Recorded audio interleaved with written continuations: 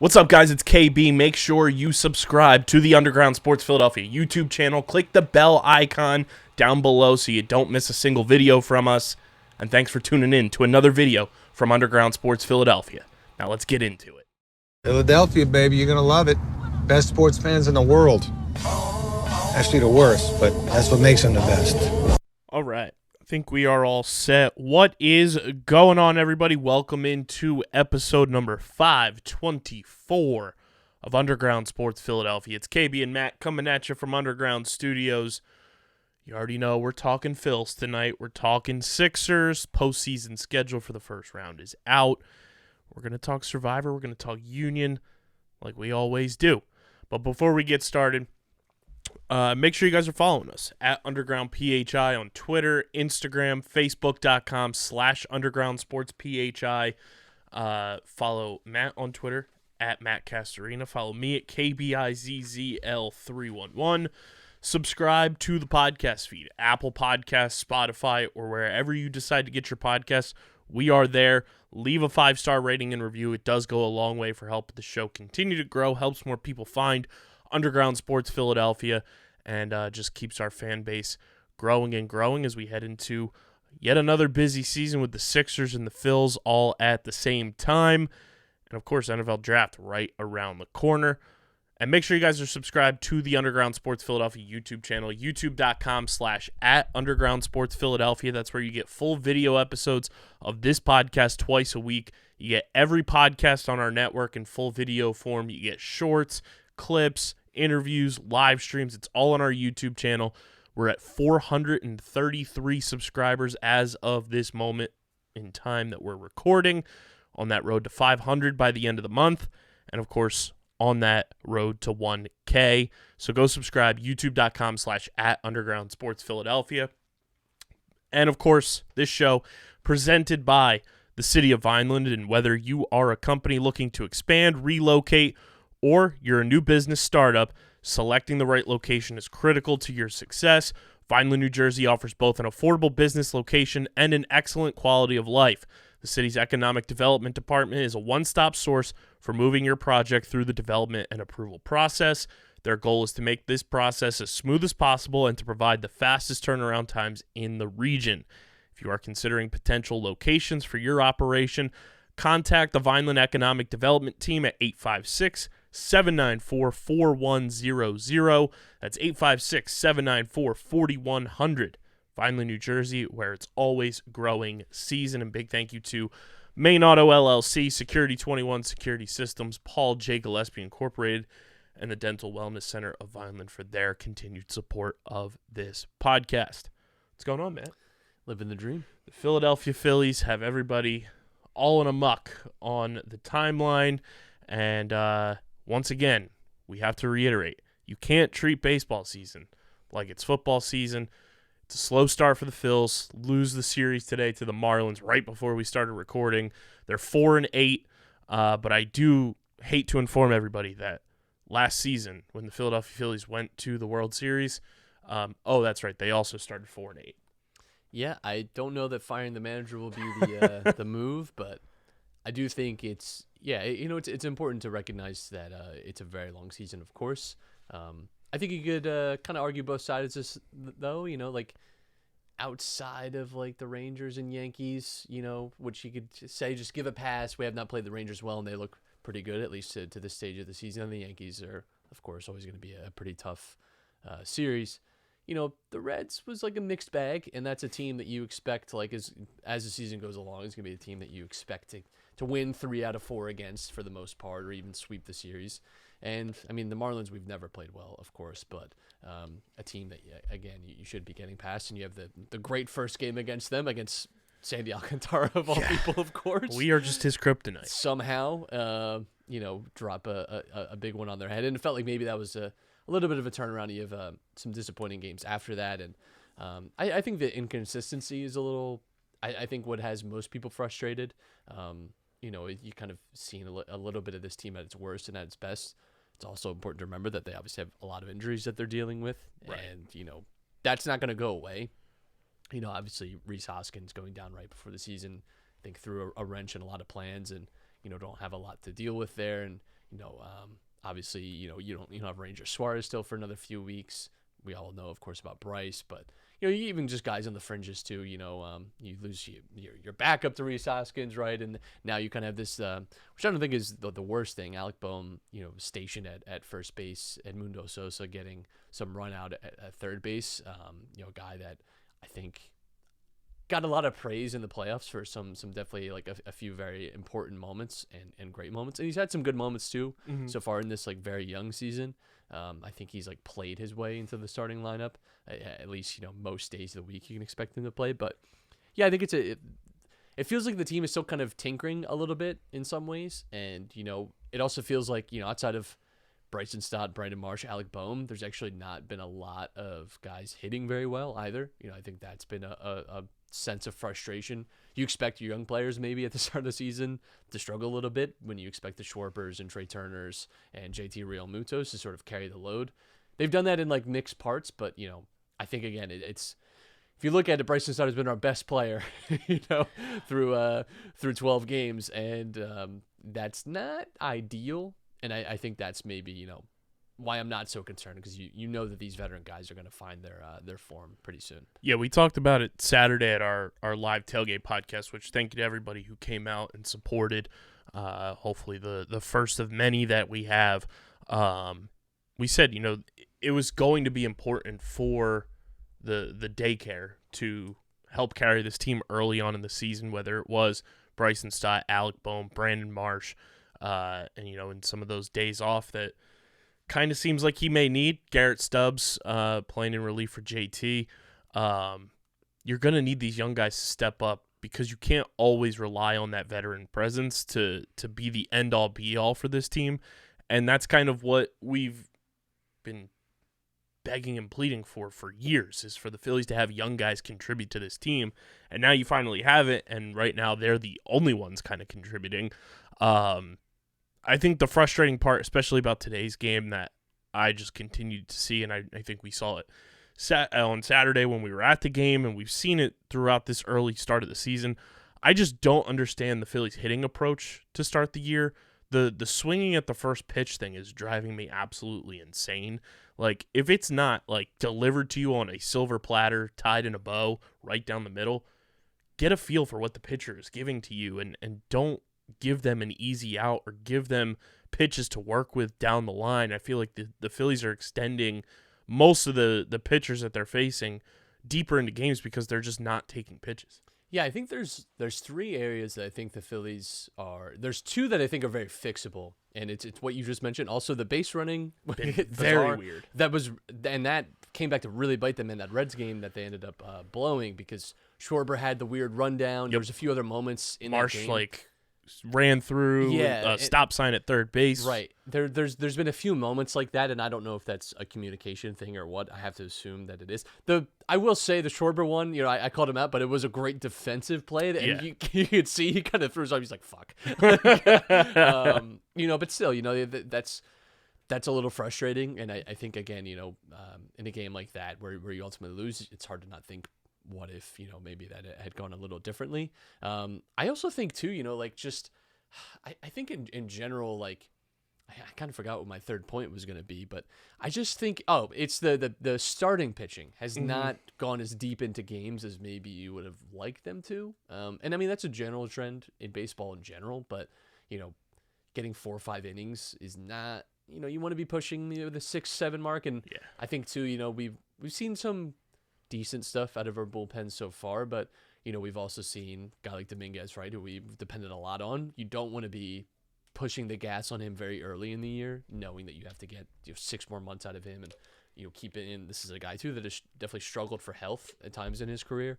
You want to keep him kind of not bubble wrapped, but you want to be like intentional with how you use him. Kimbrel has been like a mixed bag so far. Like, that's just kind of been the story so far. I think this season has just been a lot of inconsistency, and you hope that sort of through the course of the season starts to kind of bend in your favor. Whereas right now it feels like things are going a little awry. Maybe things sort of shape towards you as you get into like the warmer months. Yeah, and I mean this Phillies team for the most part has been a team that typically starts slow and then picks it up as it gets warmer.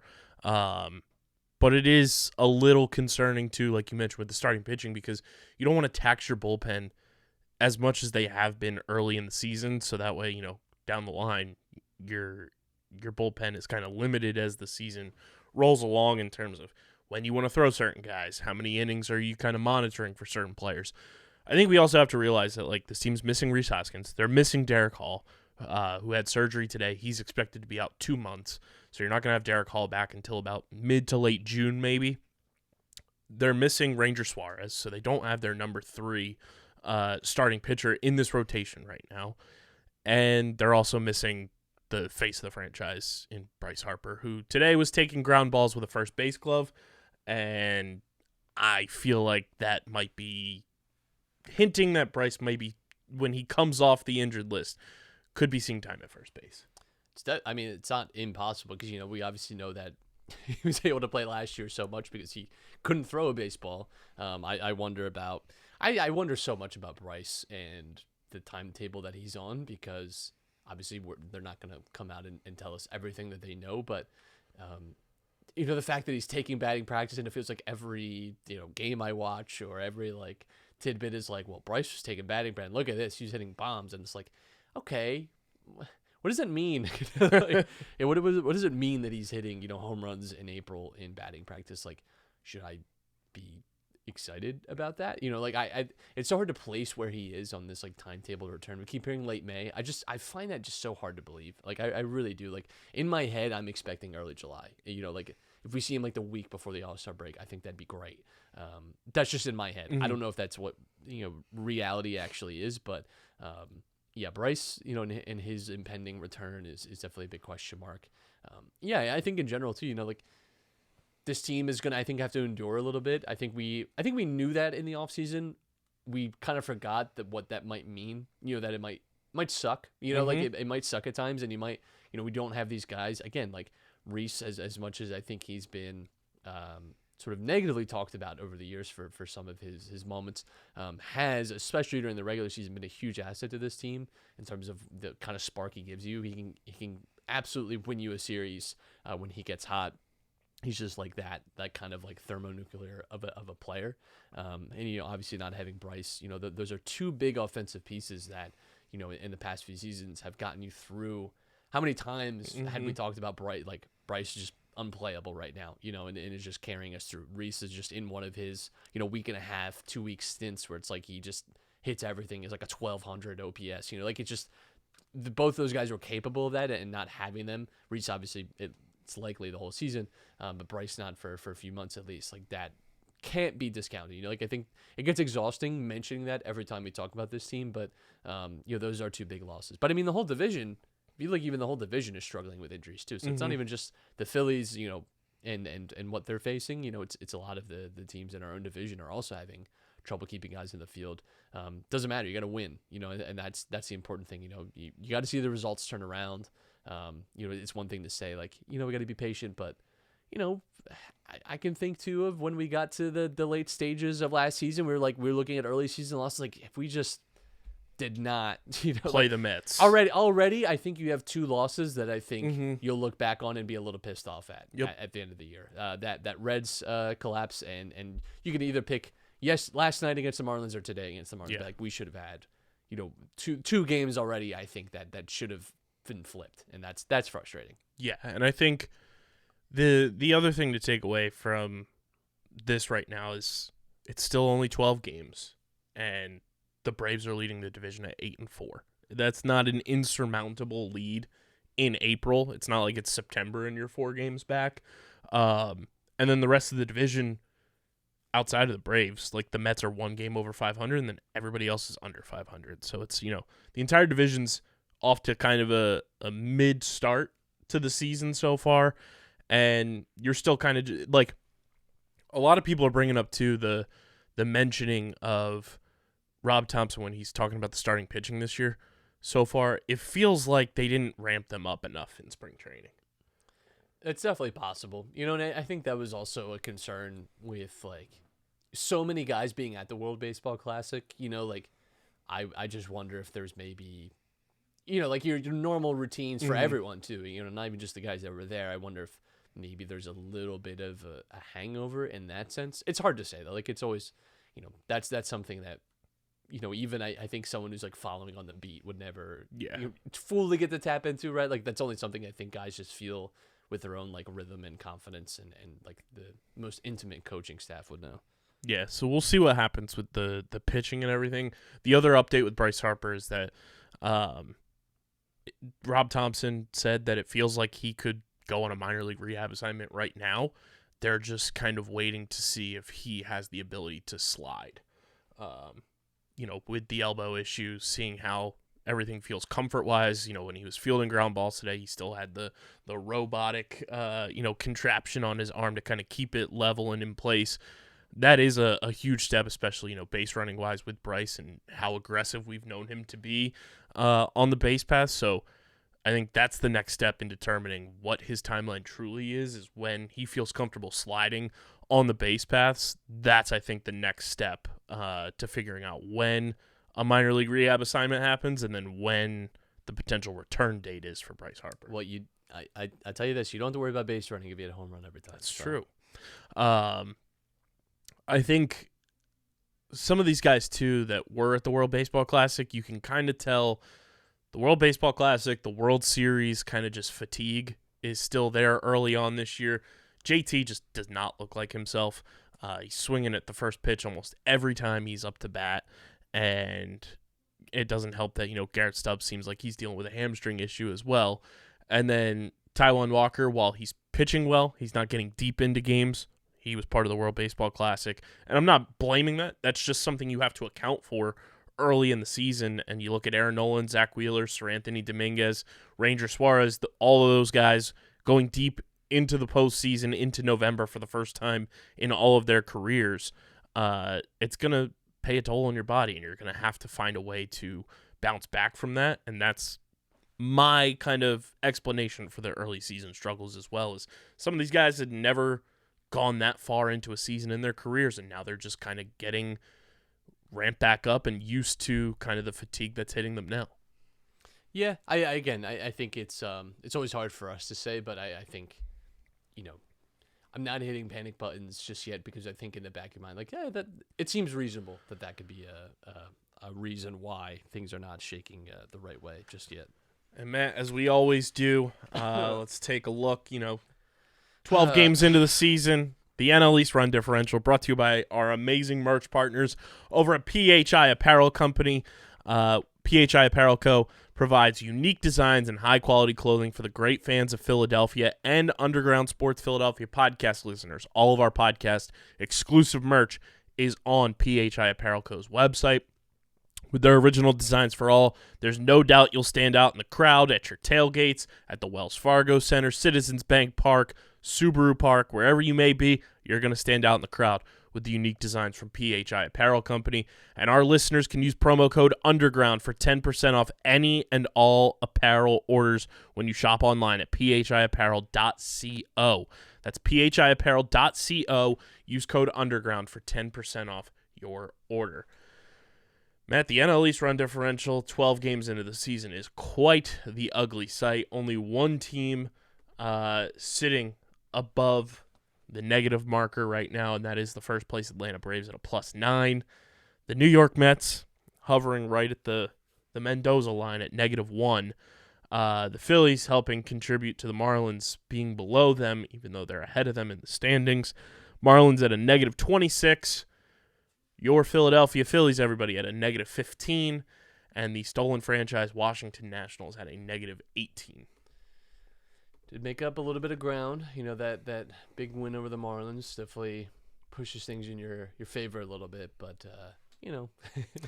not where you want to be. Not where you want to be, and you kind of look at the rest of Major League Baseball too, like the Milwaukee Brewers right now leading the entire National League in run differential at +24, and then in the NL Central, the only other team with a positive run differential is the Chicago Cubs at +10, and then the NL West, the Dodgers at a +19, and the Padres and Giants both at a +2.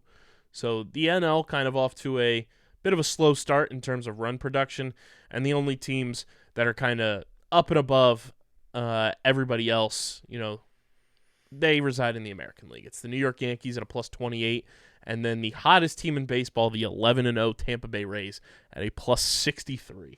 As a man who drafted 3 Tampa Bay Ray pitchers in my fantasy baseball, I am feeling like a genius. Yeah, they've been really Unreal. Impressive to start the year. So they seem to have captured some of that that Rays devil magic that still lurks somewhere in Tampa Bay. Entire AL East at a positive run differential, though, so far this season. Like I mentioned, Rays and Yankees there. Toronto at a plus 2, Baltimore at a plus 4, and then Boston at a plus 6. Minnesota's at a plus 15, and then the rest of the AL Central's negative.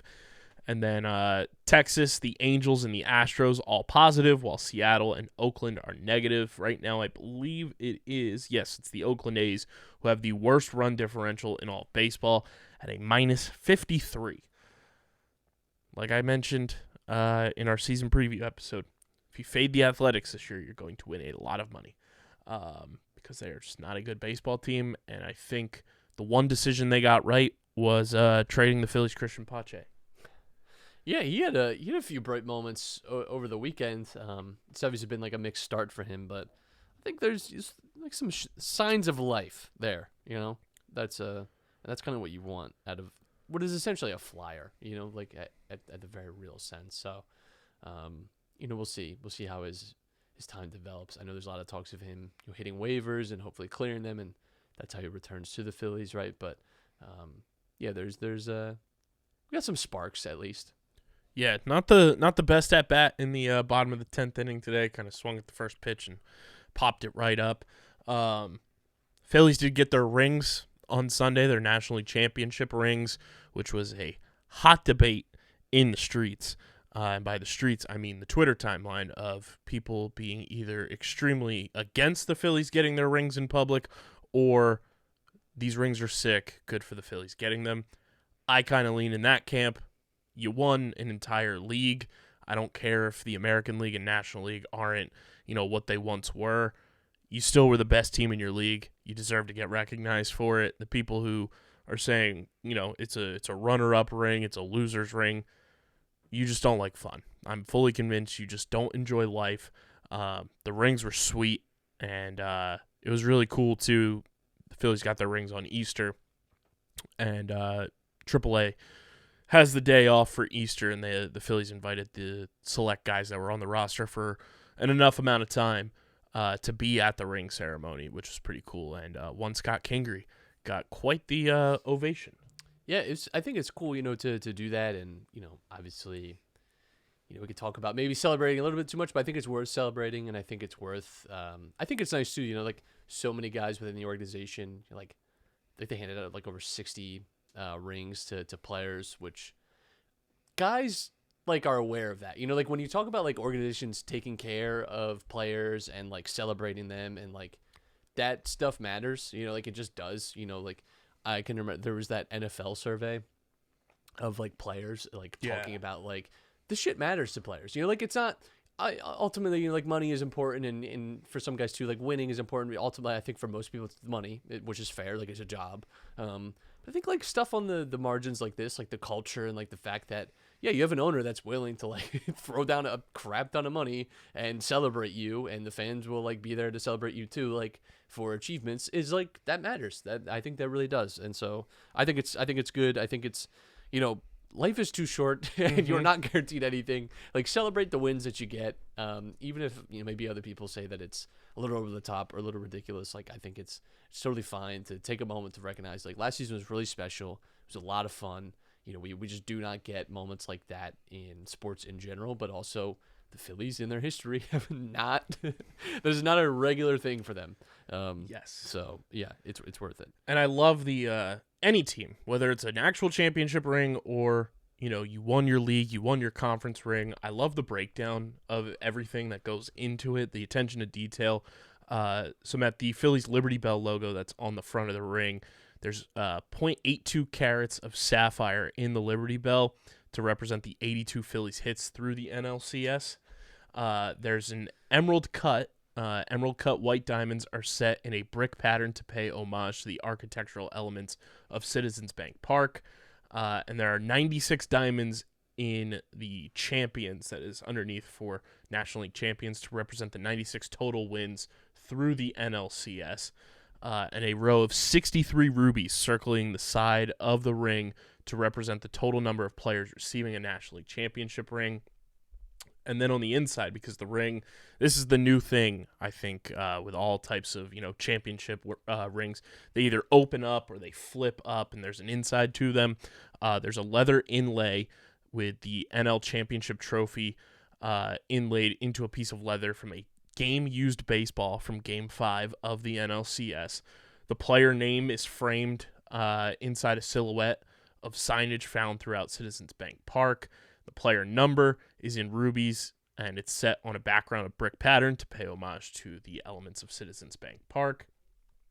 And then the team song, Dancing on My Own, is also on the ring. And then inside of the Citizens Bank Park seating bowl, along with the Philadelphia's iconic skyline and Independence Hall, there's kind of a layout of Citizens Bank Park.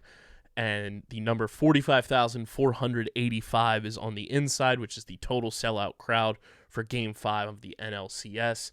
And then in the seats that go along the third base, behind home plate, and first base lines says Bedlam at the Bank, obviously coined by Scott Fransky on that broadcast there when Harper hit that home run.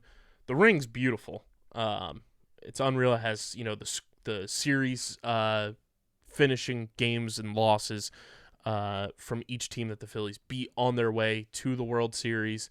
And it looked like every player had their own kind of iconic nameplate on the box too. Jose Alvarado posted his on his Instagram, and on the front of it said strike one, strike two, good luck. Very awesome rings. And like you said, this kind of it's a small token of appreciation from an owner. And that goes a long way for helping other guys want to come play here. I'm sure, you heard it in Trey Turner's introductory press conference. He said watching the Phillies and their home crowd during the postseason played a part in why he decided to sign here. Stuff matters. It all matters. So it truly matters. And like you said, life's too short. And if you don't like this, you just don't like fun. So congrats to everybody that got their rings. Gene Segura got his this week when the Marlins came to town as well, which was really cool. Gene got a standing ovation from the Phillies fans, and Phillies looking to get right. 4 games on the road against Cincinnati upcoming, along with 3 on the road against the Chicago White Sox, and prime opportunity to bounce back here. 4 against the Reds, a team that you've seen, so you have a little bit of film on them. You'll probably see some of the pictures you saw when you were at home, and then another interleague series against the White Sox before you come back home to play the Rockies. So kind of a get-right situation now for the Phils as the middle of April hits the schedule. Yeah, the Red Series is going to be a good opportunity to, I think, get yourself back on track. And they gave us some good games though. I think obviously they're a team that I think come August, will be a little different. But at least at the beginning of the season, you see teams that probably aren't going to be scratching mid-70s for wins or something like that. Still being very competitive. 100%. And Matt, as we go from the baseball diamond to the basketball court, it's brought to you by our new partners over at Wasted Wedge, because the Philadelphia 76ers sure know how to drive us to drink. Wasted and Wedge. They know how to waste years of prime Joel Embiid players. They love to put a wedge between them and the citizens of Philadelphia. Wasted Wedge, our new partners, they were part of our live tailgate podcast as well. Big shout out to them there. And Matt, a new age of golf has arrived, and if you're looking to be the talk and envy of your group and create memories with your friends and family, look no further than the lineup of Wasted Wedge products and merchandise. These Wasted Wedges are a blast to drink shots out of on and off the course. You guys can check them out at wastedwedge.com or find them at Wasted Wedge on Instagram and Facebook.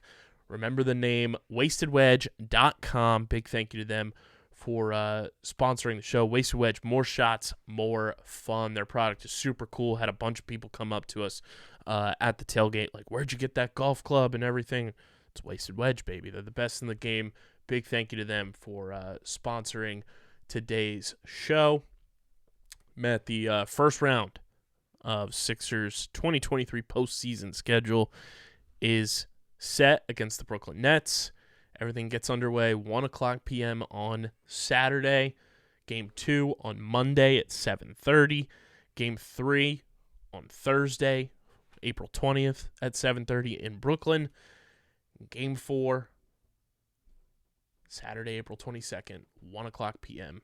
Game 5 to be determined if necessary. It'll probably be necessary. Probably. Yeah, it's going to be interesting. It's an interesting time. I think we all mentally, whether we want to admit it or not, kind of expect that this team gets to the Nets without too many issues. I can remember a Nets series in the first round a few years ago where we lost the first game and everyone was panicked, and then it was a nice gentleman sweep afterward. And I'm not going to say this is the exact situation, right? But I the Sixers should absolutely be coming out of this series. I don't feel like this should be a series that they lose, but I think the Nets can certainly take a game or two off of you think even back to the Raptors series last year. And the Sixers were not able to put them away as comfortably as you maybe would have liked. Ultimately, they did. But I think there are two obvious, very clear kind of ideas or narratives or approaches coming into these playoffs and what you're thinking about, what you're talking about. Is obviously Embiid. It seems like, and just like the way people have tabulated the MVP votes, it seems like it's trending towards Embiid winning his first MVP. That's great.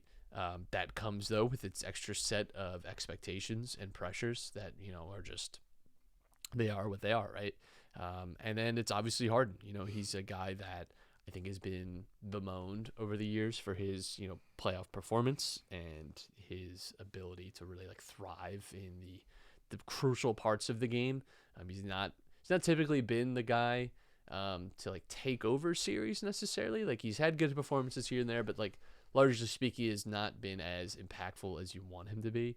And so I'm curious to see what that looks like this season, because he's obviously taken a much more playmaking role and obviously had a great year in that regard.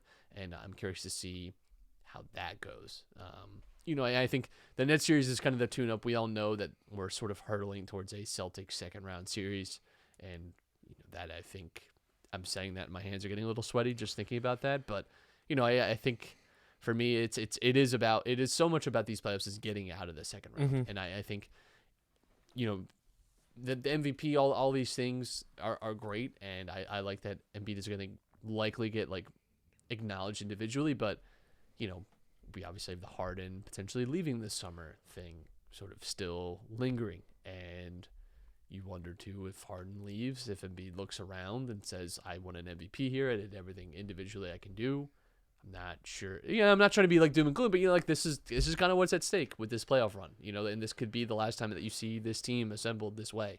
And there could be a big shakeup, if things don't go right. We see that all the time at sports. So hopefully it's not, but there's some pretty big stakes here.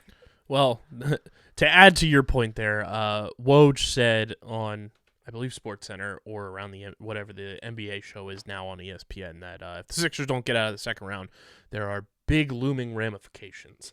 And our good friend, Trill Bro Dude, said that they are going to execute Franklin the dog. Which, you know what? Fair. I think that might have to be the move. Yeah, it's and there's ramifications for everyone, right? It's not just the Sixers, right? But I mean, this is a team that has frankly spun its wheels over the last few years in the playoffs, and it becomes very frustrating. It's frustrating as a fan, and I'm sure it's even frustrating as a player, especially if someone Embiid's caliber, Tobias Harris, wets the bed again. That has to be frustrating. Mm-hmm. It just does. So it's all going to be about obviously how Doc handles this series. That's been obviously a weak point in years past, and we'll see if the not getting a viable backup center at the deadline comes back to haunt the Sixers at all. Who knows? I'm curious to see what kind of the bench rotations will look like. But it's gonna be a fun watch. I'm looking forward to the Nets series just to see them sort of in this more higher stakes environment and how they perform, because they have risen to that occasion a lot, especially the first round. The Sixers have largely been very dominant in the first round over the last few years, but we all know where the gravy has to be made this year. And that is once you move on from your Wizards, your Raptors, your Nets, all those teams. And Matt, I have the spreadsheet of the MVP votes, the voters, and where their votes are going. From Max Crows, I believe is how you pronounce his last name. If it's not, I apologize. On Twitter at Crowsfire, he has been compiling literally everything to track the MVP. Like you mentioned, it does seem like Joel is on his way to winning what is fittingly the most controversial NBA MVP award in recent memory and potentially ever. Some standouts, though, that surprised me. I don't know if you've seen the entire list or not. After going to bat for him for what seems like the past couple of years, and seemed like he was endearing himself after being a Boston Celtic and, being the Joel Embiid guy in the national media space, Kendrick Perkins has become the villain. Yeah. It's strange, because he's really been beating the Embiid drum a lot. I don't think a vote for Giannis is like a what are you thinking vote. I just think, to me, it was the most efficient scoring year, in just an extreme way. He's done this back-to-back scoring titles now, and he's the best player on this team and has led them. Having competed so well on both ends of the floor. You can say very similar of Giannis, but I think Embiid has done this in a offensively much more impressive way, and the fact that Embiid, his surrounding cast is not as strong as the two other candidates, in my opinion. I don't think the roster surrounding Embiid is as good as Giannis has, and I don't think it's as good as Jokic has. And I think all those things have to be taken into consideration. That's just my 2 cents. I've tried to stay away from the MVP debate because it's exhausting. Yeah. It just is, and people have made up their minds already about who should or should not be MVP, all those things. So I don't know. I feel like I said that maybe a month and a half or 2 months ago. If I was a Bucks fan, I'd be pissed that Jokic is going to be on his way to a third straight MVP. When it was so overwhelmingly, what was that? They released that straw poll, which was I think in maybe early February. That was 77% of the vote was going to Jokic. Just that's just insane. I mean, that's just crazy talk. That they are so, he was not that much better. The race was much closer, and I think it's fair, but it does look like Embiid is sort of trending in a good direction, which is great. He deserves it. He deserves to have, this should be his second, but correct. He deserves it. Not an all-star starter though somehow. Right. The non-MVP votes going towards Joel Embiid come from the following people. Like we mentioned, Kendrick Perkins, who seemed like the biggest Joel Embiid guy, gives his vote to Giannis. And it feels like the true reason Perk switched his vote is because of Embiid sitting out that game against the Nuggets. Which so stupid. Primarily because is Jokic not his decision multiple either. games after. Yeah. Not that he voted for Jokic, but it's right. What are we doing? They all pretty much played roughly the same amount of games. Yep. They were all within 2 or 3 games. It's not like someone played 80 games and right. The other two someone were 65 42. And 61. No. These guys yeah. all played almost exactly the same amount of games. The next non-Embiid first place voter is Michael Pina from The Ringer. Shocker there. He voted for Jokic. Kevin Pelton from ESPN voted for Jokic as well. Bill Ryder from CBS Sports voted for Giannis. The next one that kind of surprised a lot of people too, and I feel like has finally opened the eyes to a lot of people that this guy just sucks, and the reason that the Sixers didn't get out of the second round for quite some time was because of this guy. One J.J. Redick is voting for Giannis, and his reasoning was even stupider.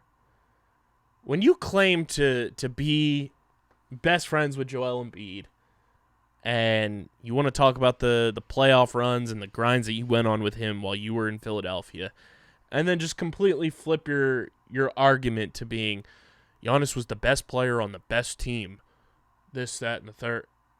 J.J. Redick is such a buffoon, and I hope people realize that now. Yeah, he's it's not he's not someone I look back on like, man, I wish we had JJ Redick. Cue the killers. Yeah. Coming out of my cage, feeling just Yeah. fine. Chris Mannix from Sports Illustrated voting for Giannis. Chris Fedor from Cleveland.com voting for Jokic. Of course, public enemy number one, I think, in Philadelphia is the one and only Kevin O'Connor from The Ringer, voting for Giannis. He just does not like Philadelphia. It's weird because he was like very high on the Sixers Right. at times. Like I remember listening, and he picked the Sixers actually to be the top seed. Picked them to have like over 61, and he actually wasn't wrong in his reasoning. Like if Harden and Embiid had actually played and been healthy the whole season, the pace that they're on, like he felt like this team could be the best regular season team in all of the NBA, which like they really weren't that far off from being. Again, this is where I think it's tough when you talk about between Giannis and Embiid. Like I don't. It's the same way I felt last year. Where, like I didn't feel anyone was like head and shoulders above everyone, and I don't necessarily feel that way either. But like Embiid is a very strong case. He had a very strong case last year, and I think what's bullshit is that 2 years ago when Embiid did have the number one seed, and also had a very strong year, he just got completely overlooked. It's like okay, well like. You can't constantly change your criteria. This is what pissed me off about the Ben Simmons not winning Defensive Player of the Year too. Where it's like, well, a big man being defensive is so much more important than that center. And then fucking Marcus Smart, who probably wasn't even the best defender on the Celtics, wins it because he's such a great perimeter defender. And it's like that was the reason that Ben Simmons didn't win it the year before. Like the goalposts are constantly shifted on these, and it does turn into a narrative.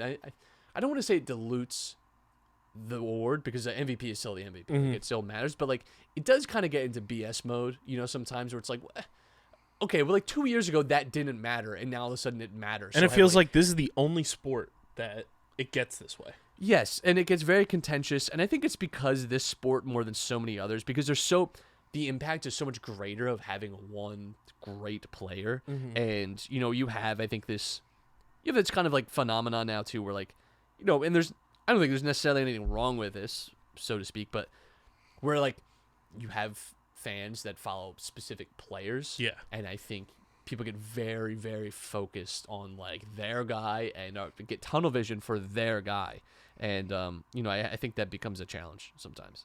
Mike Singer from the Denver Post obviously voted for Jokic, and then Jeff Zilgett from USA Today also voted for Jokic. I think the interesting part is the ones that give Embiid a third place vote, which was one Bill Ryder. Seems like he's the only one so far confirmed to be giving Embiid a third place vote. But I also think the contentious part about the NBA MVP too is like for lack of a better term, the nerds infiltrated the NBA more so than any sport that is in the major four sports, and they just want to find ways to break it down to like its smallest atom, like it's the human body. And sometimes you can't do that. Sometimes you actually have to watch the games, and I feel like some of these guys that we mentioned here, not saying they don't, but some of these guys, it feels like they don't even watch the games, and they're just simply like stat box watching to determine, their stances, their points that they want to make. So it is kind of frustrating from that standpoint. It also kind of surprised me that Bill Simmons and Ryan Russillo voted for Joel Embiid. It's also hilarious because Giannis only played 63 games this year, and going forward with the new CBA, he won't actually be eligible. So that's interesting. I just think I think like especially with like a lot of the advanced stats around Jokic like skew so heavy towards him because the way that these advanced stats are built out is that a center getting assists is like a compounding exponential like force that makes it, and not to say Jokic isn't an impactful player. Like I think Jokic is a very good player, like and is deserved to be in MVP discussion over like he hasn't. It's not like undeserved by Jokic, right? But I think there has been this like over reliance on like these advanced stats, and they do allow you to see the game in a different way and players in a different way, and like you can find value in those. But I do think it has become, I don't want to call it lazy because it's not necessarily. It's become a crutch, I think, in arguments to like bring up, and it's like I just don't know that that's as relevant as some other very basic, simple things. Mm-hmm. Like, how many points is he scoring?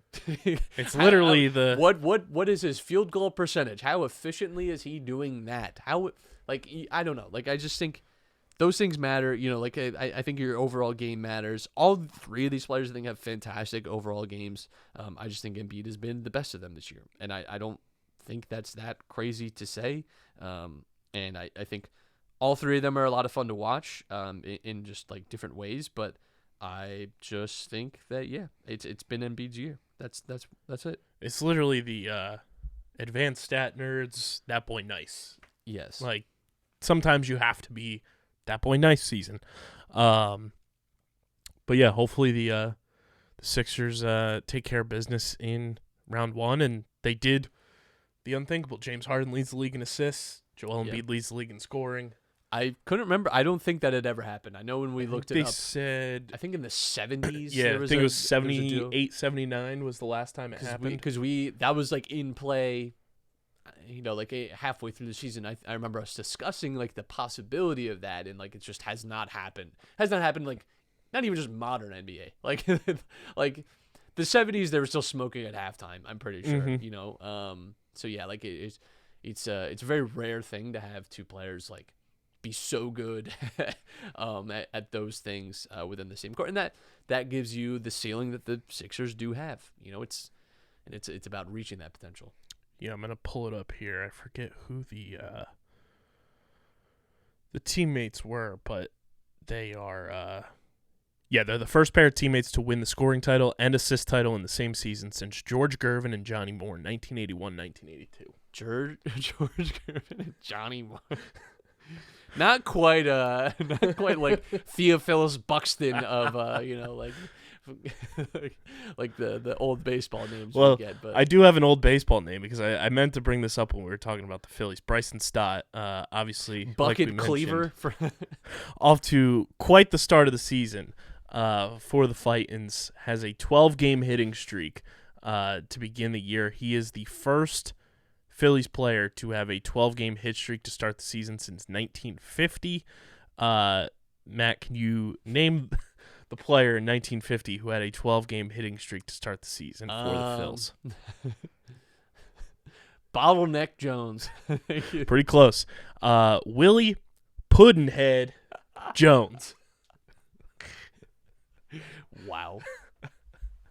You gotta love it. I love that adds to the list. That was like, that might be a nickname. That might also have been his legal middle name. It's very likely that it's very possible. And it is Puddin with an apostrophe, no G. Well, of course. I mean, that's you have to be grammatically correct. That is spectacular. I think Chase Utley was on that list as well as like yeah, he was one of them. Pat Burrell was on that list for, I believe, 10 or 11 games. So, if you have the chance to join the list of Pat Burrell, Chase Utley, and Puddinhead Jones, you gotta. Had quite a long career, Puddinhead Jones did. 1947 and 1961. That's good. Yeah. Played with the Phillies for the majority of his career. Went to Cleveland for a year and then finished with Cincinnati. Let's see what his career stats were. Not a bad career WAR for a guy back then. 24.8 career WAR. Okay. 1,500 hits, 190 home runs. Put him in the hall. I heard enough. 258 batting average, 40 stolen bases. Not too shabby for the 40s, 50s, and 60s. I gotta tell you. He's got a case. And it makes sense why his nickname was Puddinhead. He was born in Dillon, South Carolina. Jesus. Gotta love it. Add it to the list. Matt, the Philadelphia Union are back underway, and it's brought to you by our friends over at W Energy, who are trying to just clean up your energy game, make it better. And they are going to war on big energy because they were tired of big energy favoring profits over quality, and W is formulated to give you focus and energy with no jitters or crash. Their formula contains vitamins, amino acids, and nootropics, including the patented Neurofactor, which has been proven to improve brain performance by up to 143%. W contains no calories, no sugar, no maltodextrin fillers, and no artificial colors.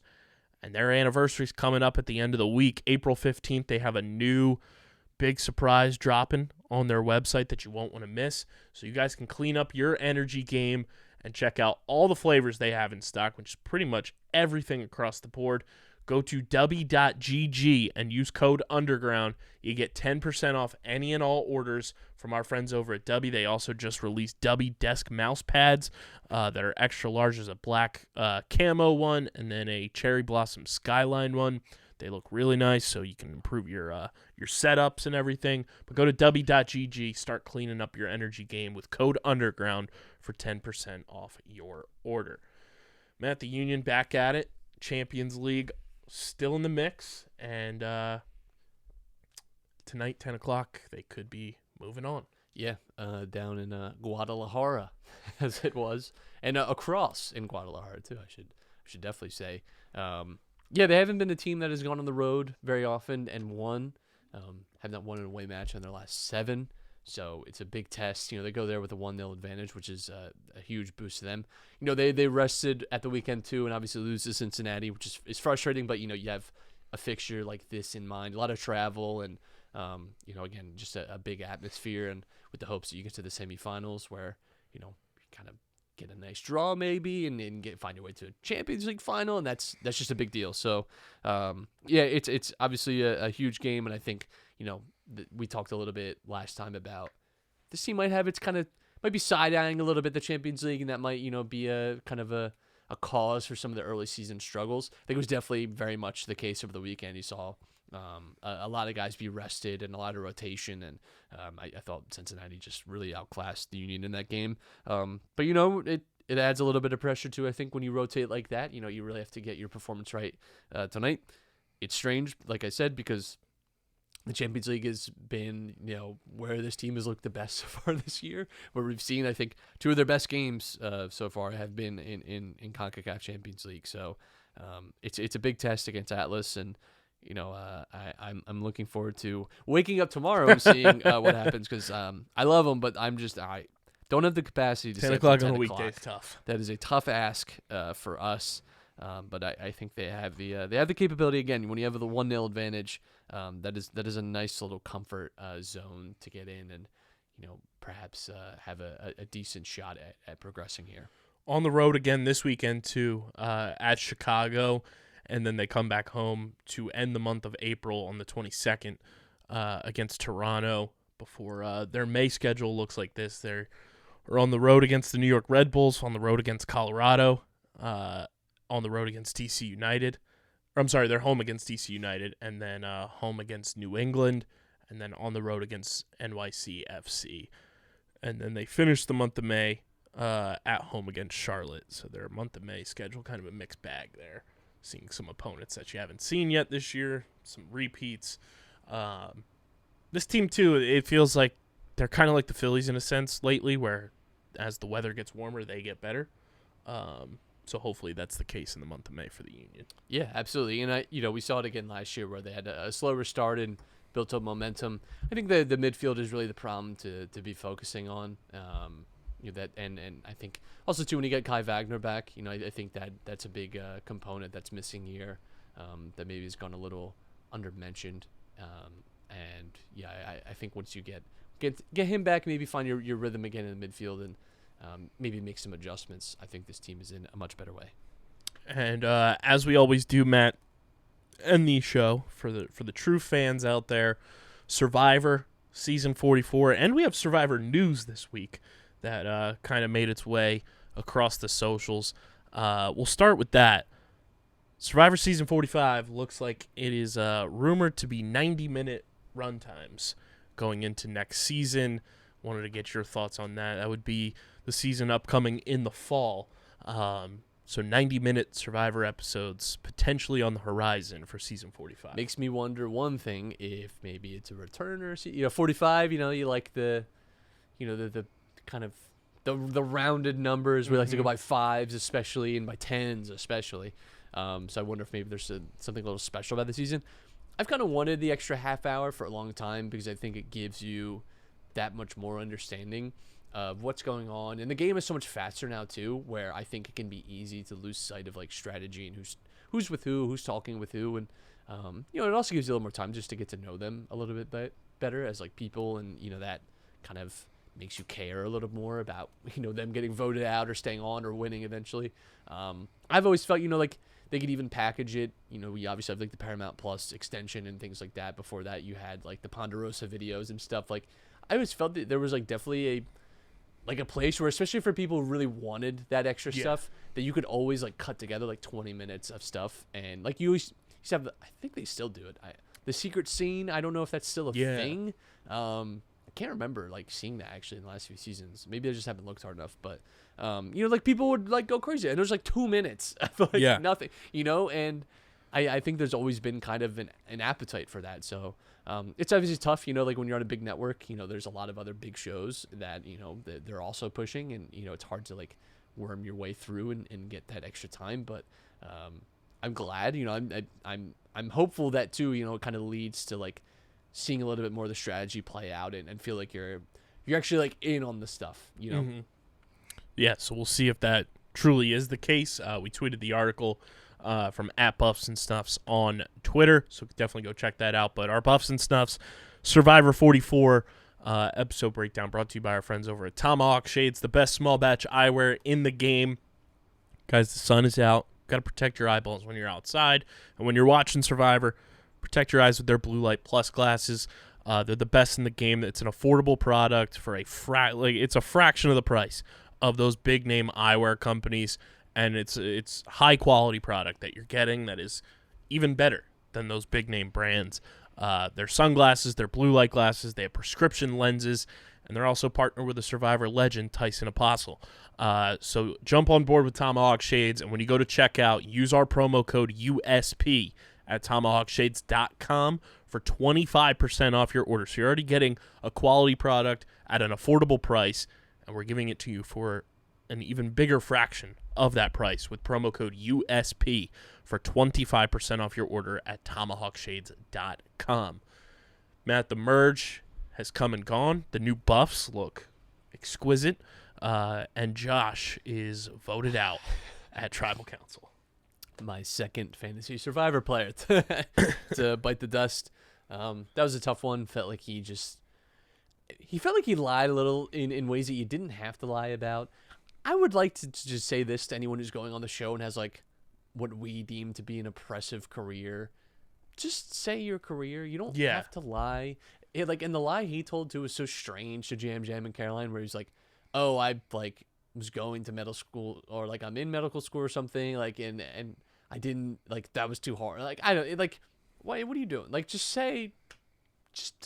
tell people you're a surgeon. Like I don't know. Like right. I'm not sure that people think that way anymore. Like I think so many people from like so many diverse backgrounds and jobs and occupations and life circumstances have won at this point that it's like, yeah, I don't know that like being a lawyer or an athlete is like what you have to be to win Survivor now. Like, it's just, and I don't know that anyone looks at you now is like, oh, like he's like a surgeon. He must be very, like, obviously you have to be smart to be a surgeon, but like I don't know that anyone's doing that. And I wonder if that maybe got ahead of him lying about the idol too. I think was a snafu. And I like that Carolyn was saying like at the feast, like, yeah, like she essentially like outed him, like, yeah, he like is lying. I know that he is. And everyone, at least it seemed that way. By the time we get to the vote, it seemed like everyone had come around the idea he actually doesn't. But everyone kind of just like looked at her, was like, maybe. And they're still like talking around her. That's always funny, and I love that she was the voice of reason there, and no one seemed to catch on to that. But yeah, it's tough to see Josh go, because I liked him. I just think he got a little. I think he thought himself out of the game a little bit, I think. Yeah, and I did find it interesting, as the converging of the beaches was about to happen. The one tribe was just like, yeah, I have this advantage. Yeah, I have this. Kind of just let everybody know what was going on. And now I believe it's Carson, his idol, doesn't have power. As far as we know, there could be a twist with that down the line, but his ruling was as soon as everybody's on the same beach, the idol loses power. So kind of a dead idol, a fake idol, and an extra vote. There's still some fakes hanging around all over the place. Curious to see, kind of what we get this week in terms of, like it feels like every episode we're getting an opportunity for an advantage and things like that. I think people are much more open in some ways because everyone kind of knows, like that they know that if you've been on one of these journeys that something happened, that you have potentially some sort of advantage because, and we've seen this over the last few seasons, they may not know directly, but someone who was on their tribe of, 4 or 5 people went and told someone, and then everyone on the tribe finds out, and then you come there and it's like, yeah, we know, it was much more clear, the last few seasons when they had to say the random, the beach house is full this time of year, things like that. And so I think now there's just like, there's a little bit more transparency with that, which I think is all the more reason to just 100% keep it to yourself. Yeah. As long as it's not like you lose a vote situation. If you like have your vote and you get whatever advantage it is, do not say a word about it. Like, keep it to yourself. Like, I know there's like a little bit of building trust and like telling someone about like, damn, like I think you just, I'm sure it's not easy to do, but keep it to yourself as best as you can. 100%. Expectations for tonight's episode. So I actually, I did my votes for fantasy, and I put a lot on Danny just because I think one of Danny or Brandon, I think, we got a little taste of that in the Carolyn when she went like with their little like pre-merge feast with them, just the 3 of them, and they were kind of talking to each other and seemed so excited. They were like 2 dogs seeing each other at the park, like they were just like could not stop sniffing each other's ass the entire time. And I just wonder if maybe like one of those 2 guys, maybe not tonight, but I think people like be aware like, oh, they're a threat, and they think that we've seen this over the last few seasons where like the underdog, so to speak, or like the people that you don't expect typically to be like schemers are like, well, let's maybe get them out. Like, I think there's actually more people that would be more threatened and feel more like outsiders. And Josh was apparently part of that group, and like, I think that was at least maybe some part of the logic in getting him out. But I do wonder if there's maybe, some people that feel threatened by that and think, well, I'm not big and strong, so I'm not a part of that alliance. Like, and I wonder if maybe one of Danny and Brandon, is in some hot water this week. Yeah, it's going to be interesting to see now, with the merge and everything, how everything kind of divulges from here on out and how the challenges take shape and what Tribal Council looks like. So make sure you're following at Buffs and Snuffs on Twitter to keep up to date with all of our Survivor coverage, and follow us at Underground PHI, Twitter, Instagram, Facebook.com/UndergroundSportsPHI, Twitch.tv/UndergroundSportsPHI as well if you want to watch the Wednesday shows live. And make sure you follow Matt on Twitter at Matt Castorina. Follow me at KBIZZL311. Subscribe to the podcast feed, Apple Podcasts, Spotify, wherever you get your podcasts. We're there. Leave a 5-star rating and review. It does go a long way for helping the show continue to grow, helps more people find Underground Sports Philadelphia. So go subscribe, Apple, Spotify, leave a 5-star review, and subscribe to the Underground Sports Philadelphia YouTube channel, youtube.com/@UndergroundSportsPhiladelphia. That's where you get full video episodes of this podcast twice a week and every podcast on our network. Smash that like button, ring the bell icon, comment down below your thoughts on everything we talked about on tonight's show. And once again, big thank you to all of the partners who helped make our Ring It Live Tailgate podcast happen. Kenwood Beer, PHI Apparel Company, Wasted Wedge, City of Vineland, and Audio Technica. It was a big success, and we're hoping to do more of those in the future, whether they're at Phillies games or other sporting events, whatever it may be. Awesome time down at the Jetro lot on Saturday. So thank you to everybody who came out and helped get everything put together. And of course, this episode and all of our episodes presented by the City of Vineland, and the City of Vineland Municipal Calendar features city-organized, city-sponsored, and city-affiliated events that are of public interest. The calendar, which is accessible at vinelandcity.org, is a good way for residents and visitors to build awareness, remain engaged with city government, and participate in local events. You can also follow the City of Vineland on social media via their Facebook, Instagram, LinkedIn, and YouTube pages. Through these tools, you can stay connected to the community and get important announcements about programs and services offered by the city. Vineland, New Jersey, where it's always growing season.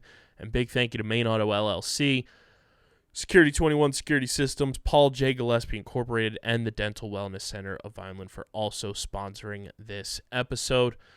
This has been episode number 524 of Underground Sports Philadelphia. Make sure you guys get your merch as well at phiapparel.co. Use code Underground for 10% off any order. We'll be back later this week breaking down everything that happens with the Phils over the weekend, getting set for NFL draft season, and a whole lot more. But until then, from Matt, I'm KB. We are signing off. Peace.